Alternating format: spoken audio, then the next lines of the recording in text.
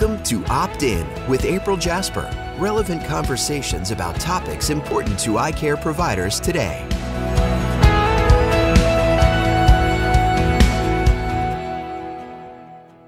So 3 days ago, David, I think the big thing, the big event that happened here in West Palm Beach was a passenger landing. What was it, a Cessna? Yeah, aircraft? Cessna Grand Caravan.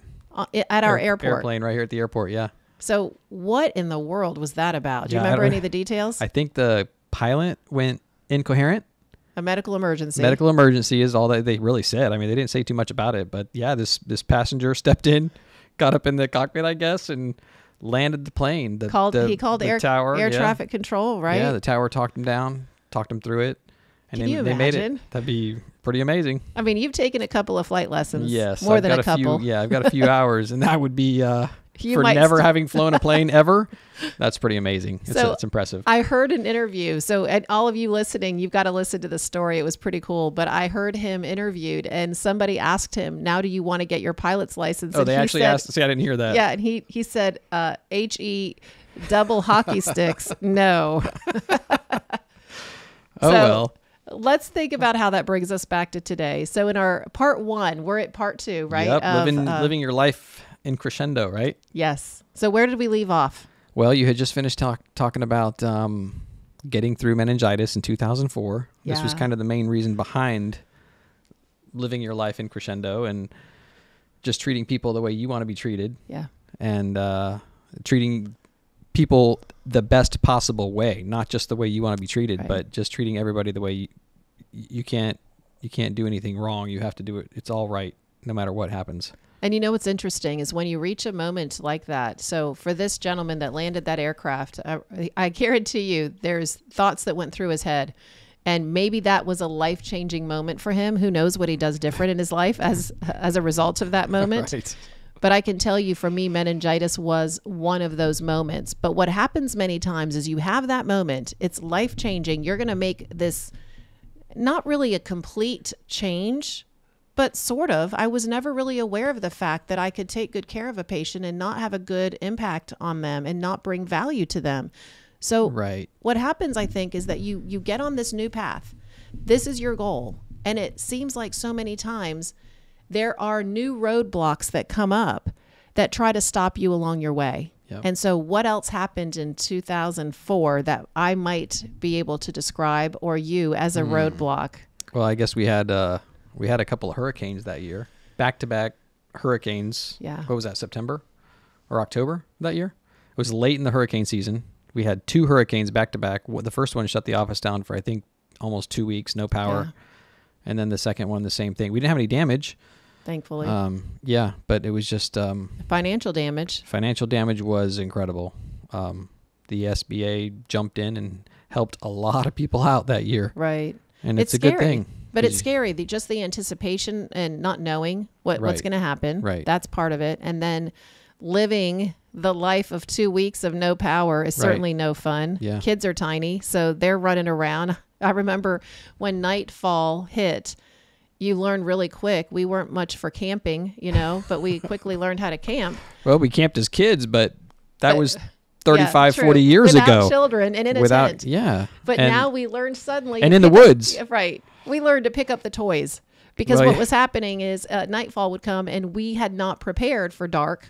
And no, so and it is dark. we were tripping over toys, you name it. Yep. But to bring it back to the topic of our conversation, you just get to where your focus is on living this different life, and your focus is on how you can make a difference for your patients. And then you get these roadblocks, these things that are thrown in your way. And so you realize, and what I realized is that I can be on this path, but I want to be consistent with every single patient every time. Right. And so that led us then to this search of how do we make certain that we're consistently providing value to every patient every single time. Right. And that pretty much led to your series that you did on the practice of distinction, right? Yes. So And I got to go back to those books, but you're right, David. Practices of Distinction was that series that we wrote. I remember writing it on Thanksgiving weekend. It was 2014, I think. over Thanksgiving, I finished out that series of presentations, and it was a 3-hour series. Yep. The book is on its way, by the way. I can't wait for you to have that. And it's one of our recorded courses where we walk through all of it. Right. But if I go back to the books that are in front of all of you, the one thing that's interesting is we talked about the whole meningitis experience. First, we talked about 7 Habits of Highly Effective People. We talked about The Speed of Trust a little bit. That's another book that Stephen Covey has written. And where that one had an impact on me was understanding, as we talked through, what do we do to keep this consistent? The one example he uses in Speed of Trust, which I love, is of the bank accounts. Yeah. And he talks about how you have an account with every customer, every person you talk to. Yeah. Right. And this account, you can either deplete it with Yep. negative experiences, Right. or you can grow that account With deposits. Yep, with Trust deposits. And what a deposit might be for you may not be a deposit for me. Right. Meaning what you might like, and we learned a little bit more about each other. We'll talk to everybody about this Yeah. one time coming up when we did these assessments of our behaviors, and why you do the things you do. Right. And what might create a deposit for you might not for me. And Mm-hmm. I had to learn that patients are the same way. What might make a difference for one patient won't for another. So there's some things you have to do different, mostly the way you communicate with them. Right. But there's a lot that you're going to do that's the same. Yep. So Speed of Trust, amazing. Lots of stuff we'll talk about down the road. 7 Habits was good. We already talked about From Strength to Strength. That's the one down here at the bottom of the pack. First things first, that is what really everything came to, because remember that hospital experience, and it helped me to understand that I feel like I had been governed by the clock my entire life up until then, which means my life was governed by one thing to the next, to the next, to the next, Right. instead of making decisions based on what's going on in my heart. What is our purpose? What is our focus? Right. And I thought about it even this morning while we were at church, and I'm listening to the message this morning. And I thought about how, what's an example I can use to really help people to understand what this whole concept of practice, creating a practice of distinction is about. And if you think about it, if you were to redesign your house, there are certain things that when you pick your design and you pick what you want it to look like, that will fit in that design, and things that won't. We all watch HGTV so much. We watch all these renovations. You're not going to put a modern setup in a historic necessarily home. You're going to have different ways of doing things. Right. You're going to have a different style than someone else. Mm-hmm. A practice of distinction, creating that, you have to put first things first. First of all, are you going and living your life and doing everything you're doing according to your compass, your purpose, your why? Or is everything you're doing just getting from one thing to the next and Right. never really having a consistent process that you follow? Exactly. So that's what that one was. And then we started to look at, how are we going to know if what we're doing is working? And that's where I think the loyalty effect came into place. And that's where David and I really started to understand the ultimate question. Fred Reichheld, and I follow him on LinkedIn. He's got great stuff that he shares, but the ultimate question, the one question that matters the most, if you ask it to any customer, patient, whoever it is, and we do try to do that in our surveys. Yep. And that is, do you think people know? That is, would you refer your family or friends? Right. And that's really all that matters, because people can say that you're great, that they love you, and that Right. you've done a great job. But if they won't refer somebody, That's right. then there's something about us that isn't quite ticking. Yep. So that was that one. And then we got to indispensable. Right. So this one is interesting because it says Indispensable, How to Become the Company That Your Customers Can't Live Without by Joe Calloway. And I love the story behind this one. Do you remember going skiing one year? Do you remember when I got this? I do. Very interesting. I'm the one that always, you guys all go and you have fun. You're the athlete. Everybody's going to learn a little bit about how that fits into life. I'm not the athlete. Part of it's because I had asthma as a child and the doctor said I couldn't do a lot of stuff. We didn't have inhalers at that time. Anyway, you guys are skiing. I went to a used bookstore. I found this book and I sat down and started reading it, and I was just amazed. And so one of the things in here that it talks about is how important it is that you create a process that is consistent all the way through. And if you do, you can become a company that your customers cannot live without. Right. So that started me down the path. I'm still searching though. We still don't have a system. We don't have the steps. We don't have the process. It's still, I'm in investigation mode. So you're saying you haven't completed it yet? Is that what you're saying? Well, I kind of have an idea. You've helped me to kind of get there, but I do agree. You're never done. It's never over. So we're going to get to creating your practice of distinction next, but let's take a break to learn a little bit from our sponsors. Your eyes and your vision are under attack. Damaging blue light from the sun, your phone, your computer, your tablet, even light bulbs and car headlights is constantly bombarding you. The good news is our eyes actually already have a line of defense to counter the effects of blue light. This defense is made up of 3 pigments called carotenoids. MacuHealth with Micromicelle, the only supplement with the exclusive patent on all 3 macular carotenoids and Micromicelle technology. So in the last segment, you were talking about the ultimate question, right? Yes. And turns out that that's another question it's basically another description of the Net Promoter Score. Right. Yeah. So Fred Reichheld is the author of The Ultimate Question. That's actually what his one of his books is. And in it, he talks about loyalty, value, and he talks about how important it is to keep track of that Net Promoter Score. So a lot of us do that now in the practice. Right. David, I know you set up the whole process for us of asking different questions. And it doesn't mean that other questions aren't important. No. It just means that the one that is most important and is the one that actually brings you the results, which is the Net Promoter Score, is that one, which is, would you refer your friends and family? And it needs to be on a scale of 1 to 10. Exactly. So you can get that, all the details in the book. You can go online and actually look up Fred Reichheld and see all of the stuff, all the research he's done. And what's really cool is all of these things are important to us, but they're equally important to any business that's out there today. Right. And so what are some of those businesses, basically? Yeah. So what do you think they are?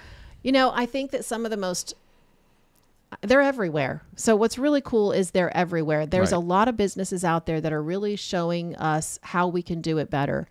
And I remember, David, people asking us about our competition. Some of the times people will ask us, why do you share everything that you do with everybody, even your competition?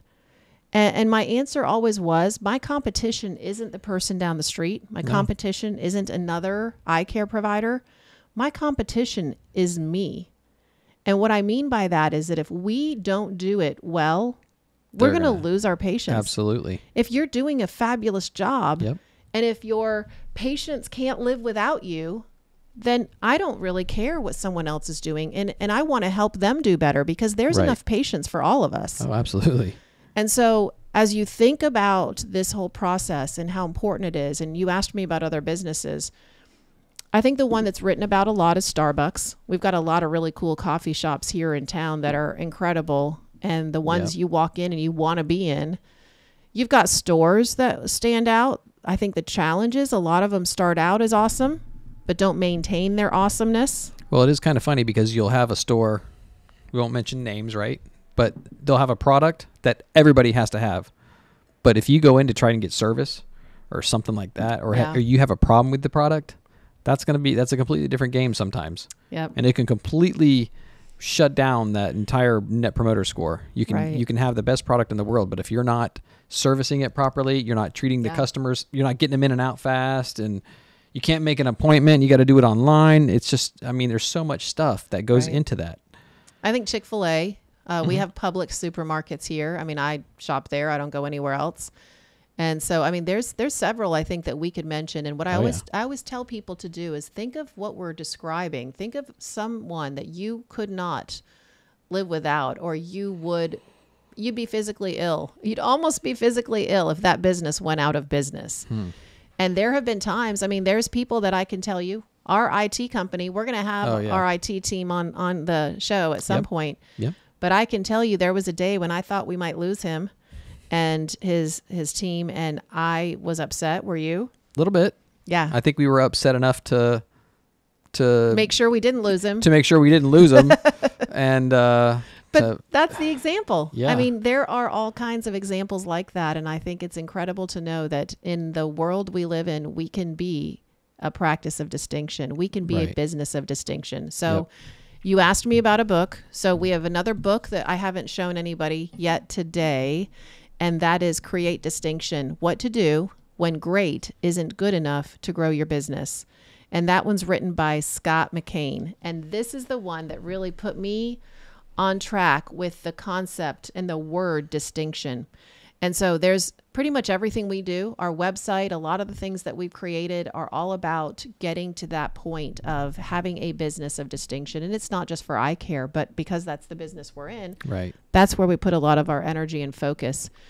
But in order to get there, we realized we needed to really have it written out. We needed to have those steps. Those protocols. Yes. And that's for every single procedure in the office. Yeah. So we broke it down to 6 steps. We're going to share that with you down the road. Yep. But there are 6 key things, and they're not necessarily in order, although you do have to know the vision and mission of your practice, which is what we kind of talked about earlier. What is your why? What is your purpose? Because if you don't know that, it's like not knowing what style you're going to do your home renovation in. If you don't know that purpose, then you really have a lot of trouble when things come up. What technology do you buy? What employees do you bring on your team? You can't ever make that call if you don't know who you are and what you want your business to look like. Right. And for people that know me, they know people that know me well. And David could tell you, I seem sometimes like I'm. If you could watch this and see his face. I probably seem sometimes like I'm a little tough. And by that, I mean that not strict, but I know what I want. Right. And so I'm the nicest person in the entire world, but I know what I want, and I want it to be just perfect for patients. Right. And if it's not, then we either need to fix it. And if it's not fixable because the person that I'm working with doesn't want to fix it, then they just need to find a business that fits in their style. Yeah. there is no room for customers being unhappy at our office. And if you can't fit into that, then there is no give. You're just not going to give on that. It's just a matter of finding the right people and getting them in. And we have a tool for that as well. That's right. So Hiring. We'll tell you more about that coming down the road. Absolutely. That'd be great. But in the first episode, we talked about gas prices. Remember that? We talked about how crazy it's getting right now. And one day, hopefully, that won't be the case. But I think that it does put fear in your heart. And so here's the beauty of everything and how to wrap it up, really, and how to bring it all to a better understanding of how it fits together. So let's start with living your life in Crescendo. What that really means to me is I want to live my best life. I want every moment to count. I don't want to waste time when I only have so much, and we don't know how much time we have. And we want our team to live the same way. And I want them to live in Crescendo because I know that's their happy place. And the way we do that, we mapped out the 6 steps to distinction in our business. So that's our business. The way we do that in life is we try to bring value to other people, and several books. A lot of these actually cover that. And then what happens, and we talked about it last time, is that you hit roadblocks. So this book became a part of my life. It was 2009. I was going to say 08, 09. And what happened in 2008 that made us go chasing down this book? Well, a little bit of a recession in the economy. And maybe that sounds familiar. People are worried about that again. And I could tell you, we live in Florida. Everybody knows that. Home prices are outrageous. Oh, man. It's very difficult for even our employees because how are they going to find a home that they can afford and be able to work at the office? And I struggle for them. I want to help everybody. If I were independently wealthy, I'd go build a place to house everybody that I love. The trouble is that number of people I love is too big, and I can't fix it. But here's what I can do. As we go down that path of being worried and scared, what I loved about this book, which we got in 2009, another Covey book, is that he talks about the title is Predictable Results in Unpredictable Times, How to Win in Any Environment. Yep. So what was really cool is when we got this and we started to read this and understand better the concepts, this is another course that we teach on our website. As we started to understand the concepts, the basic concept and the one that stood out is that if you execute priorities with excellence, you'll continue to have the results that you want. You'll be one of those businesses. Back in 2009, remember there were businesses that were doing really well and there were some that weren't. And David, I remember you tried to make me feel better because I get a little stressed out when the numbers aren't what we want them to be. Mm-hmm. And you tried to make me feel better. You're like, well, April, we are in a little bit of a recession. And if anybody's just jumping on, we are not saying that we are today in a recession. What we're saying is there was a time in 2009. Yeah. And we'd already been going through this whole process of creating a practice of distinction. Yep. 2004 was meningitis. So living life in Crescendo. Right. And even now, so let's put it in today's, right? So where are we at? We're in May 2022. Yep. So what happened in April and May of 2020? So, I mean, COVID hits, pretty much shuts everybody down. Business just dries up. Very few people walking through the door. But I wasn't worried about it because I went back to this book again. Right. I went back there then. Right. And but what I'm back saying there is now. Right. But saying if you bring it into today's perspective, right? So there's reasons. There could be reasons. The office might not be doing as good today. Like say your April and May might be down. Well, there's probably a pretty good reason that your April and May could be down a little bit. After the following 2 years. Yeah, for some people, they're still living their recalls, right? Sure. Sometimes your recalls aren't the same, so but don't there's a be reason. Worried. And no. I think that's what we're trying to say is remember, go back to those same principles. You've got to live every day as if it's your best day, knowing, which I love this quote by C.S. Lewis. It's going to be in an article that's coming out here in the next month. But this quote, it's on my wall over here. There are far better things ahead than any we leave behind. And I think that's so important to remember that you've had challenges. I've had challenges. There may be more. And I've said consistently, I'm not promising people that the rest of your life is going to be better and that you won't have challenges. Right. But what I can tell you is if you do the things that we know are tried and true methods to bringing value to patients, if you create a practice of distinction, you'll make it through the tough times. Right. And that's what we're hoping to do with this podcast. We're hoping to help people. We'll bring those resources to you. Yeah. So it won't always be David and I. We want to share with you the things that we know. We'll bring other people on that help us with some of the stuff that really we're not the experts at. But we also want to bring you real life examples of things that we've been through, how we've learned from them. And David just really wanted all of you to hear why it is that I have this motto and I try to live this life. Now, it doesn't mean I'm perfect, and I will... None of us are. David's being kind. He knows I'm not. I have my moments. I had a moment today where I was just stressed out. And most of the time, though, my stress is because I worry that I'm not bringing value to people. Right. And it's not even really about me because I just don't care necessarily about me. I care about the fact that I want to help other people through their struggles. Yep. So we're going to keep doing it. Yep. We're going to keep bringing you more and more content. It's going to be fun. We just want you to know how much we appreciate you listening. And we love hearing from you. I've heard from so many of you already, and it just touches my heart. So thank you from David and I for all that you've done for us and for listening as we go through this. Before neural lenses, I always had eye strain, eye dryness, eye fatigue, moderate to severe headaches. I had to take prescription medication. It was to the point where my kids, they'd want me to sit down and color or read them books, and I couldn't do nothing. When I got my neural lenses, my headache went away. I wasn't taking Tylenol anymore. Can't explain it, but it worked. I would pay double for my neural lenses because I can't go a day without them.